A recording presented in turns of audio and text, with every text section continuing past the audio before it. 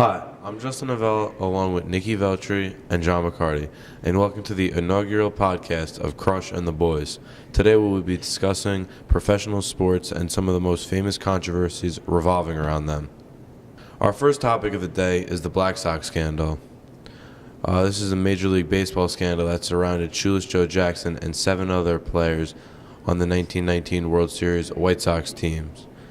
Gamblers fixed the World Series and got a number of players in the team involved.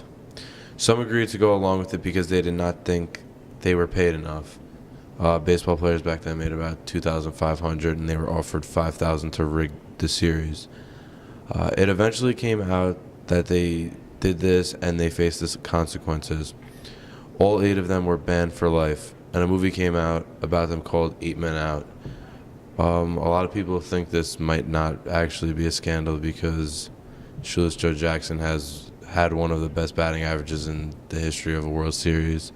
He batted 3-something. That's about it for the Black Sox scandal. I'm going to move on to Nikki, talking a little bit about O.J. Simpson. Thank you, Justin. Now we're going to talk about O.J. Simpson and the murder scandal that has ruined his legacy and changed his life forever. O.J. Simpson played college football at USC and then was later drafted by the Buffalo Bills in 1969. He was traded to the San Francisco 49ers and then retired from the NFL and began his acting career, where he met the Kardashians and several other famous people. In 1994, he was accused of murdering his ex-wife Nicole Brown Simpson and her friend Ron Goldman. In 1995, he was acquitted of both murders because the evidence against him was not strong enough. And then 2007, he was convicted of robbing a sports memorabilia shop, then went to jail, and he was released on October 1st of 2017. Now I'm going to hand the mic over to John Boccardi. Next, we talk about the Malice at the Palace, the fight that rocked the NBA. Ron Artest started a fight during a basketball game between the Indiana Pacers and the Detroit Pistons by committing a hard foul against one of the Pistons players. This began a bench-clearing brawl because some of the players took exception to the foul that Mr. Artest committed. Eventually, the fight broke out in the stands, and fans threw beers and sodas and food all over the court and at the players, and the players didn't like this very much. So Ron Artest went up into the stands and attacked one of the fans that threw something at him because he was heated. It was in the heat of the moment. Obviously, it wasn't a very good idea, but he did it anyway. More players went up to defend him and to break it up, and a huge fight ensued as other fans got involved and started attacking other players. Obviously, there were multiple ejections, fines, and suspensions, but this still bothers Artest to this day because he's regretful of what he did and how he reacted, and he just doesn't like talking about it in interviews, and it's still talked about all over, and clips are shown of it whenever there's any kind of fight in the NBA that's like big or anything, just to like show an example of what not to do.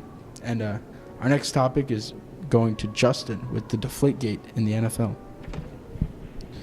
Our next topic is Deflategate and the NFL's investigation into the New England Patriots. In 2015, the New England Patriots played the Indianapolis Colts in a playoff game. The Patriots won 45-7, but the victory did not come with controversy. It was later figured out that for the whole entire first half, 9 of the 12 Patriots footballs were underinflated, and at that point, the Patriots were up 28-7 at halftime. Many fans pointed out during the game that one of the punts, it seemed like the Patriots were using deflated balls. Many people thought that Tom Brady would preference a deflated ball, which would give him a better grip in the cold weather. The NFL did an investigation into this, and it was a long, drawn-out process over about 2 years, with it ended up going to Supreme Court, and the NFL ended up winning finally, which ended up causing Tom Brady to be suspended for the first 4 games of the season. The Patriots were fined. They were stripped of a first-round pick. Many Patriots fans were outraged by this and found it unfair that he was suspended because there wasn't any clear evidence. There was a whole thing about him destroying his phone, getting rid of evidence, but nothing was seriously found in the Wells report that the NFL did. This isn't really that big of a controversy anymore.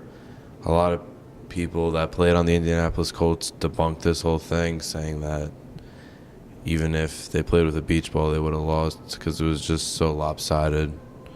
On to Nikki with another Patriots controversy surrounding Aaron Hernandez, ex-tight end. For our final topic is the murder of Odin Lloyd. Former NFL star Aaron Hernandez had his career cut short after he was suspected of murdering his former friend Odin Lloyd. There was a great amount of evidence that proved that Hernandez was guilty of this crime. In October of 2013, Hernandez and 2 others were convicted of murdering Odin Lloyd. Shortly after his conviction, Hernandez hung himself in his cell.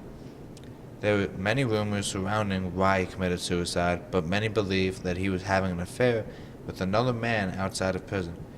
And it was also rumored that because he died during his contract with the New England Patriots, his daughter would receive the money from his contract. And that's all for Crushing the Boys on this podcast. Hey, thanks for listening to the podcast. We really enjoyed making this. It was a lot of fun doing the research and coming up with these ideas. Yeah, that's really it. Crushing the Boys. Peace out from Crushing the Boys. That's all this week, folks, on Crushing the Boys. I'm Justin Avella along with Nikki and John, and we will see you next week.